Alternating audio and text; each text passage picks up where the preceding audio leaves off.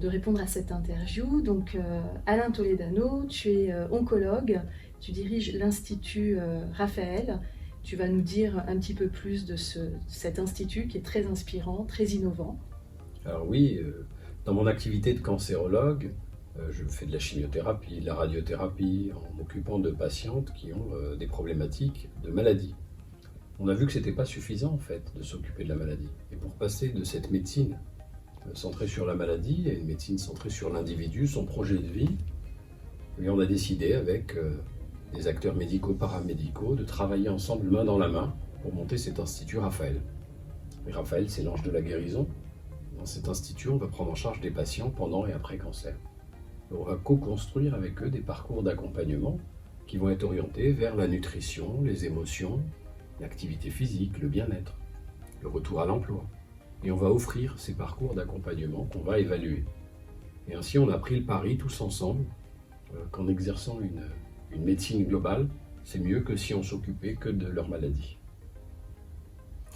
Et justement, comment tu pourrais définir la médecine intégrative ou la santé intégrative ? Arriver à prendre ce qu'il y a de meilleur chez chacun, pour donner du temps aux patients, parce que le temps, c'est de la qualité. Aujourd'hui, la santé, la manière dont on la conçoit, c'est très important. La santé, ce n'est pas que l'absence de maladie.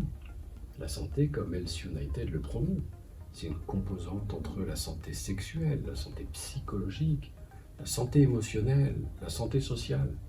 Donc on ne peut pas se dire guéri ou être en bonne santé si on n'a pas travaillé sur nous-mêmes, sur ses propres déséquilibres.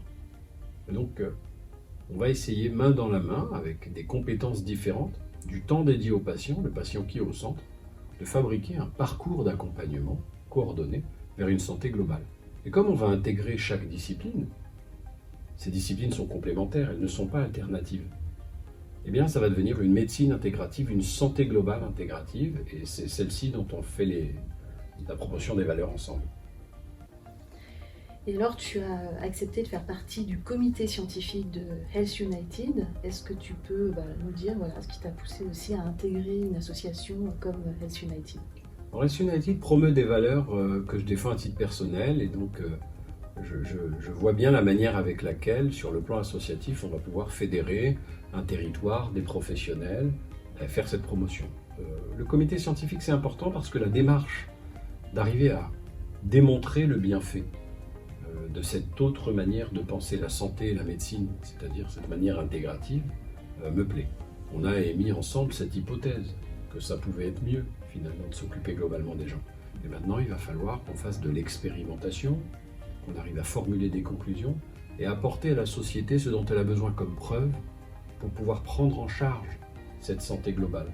Et pas uniquement rembourser des médicaments. Vous savez que 3 800 000 personnes ont eu un cancer aujourd'hui en France.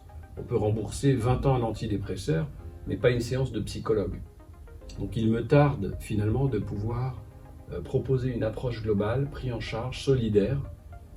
Et donc c'est scientifiquement qu'on va œuvrer avec nos associations de territoire et Health United en particulier pour faire avancer la médecine.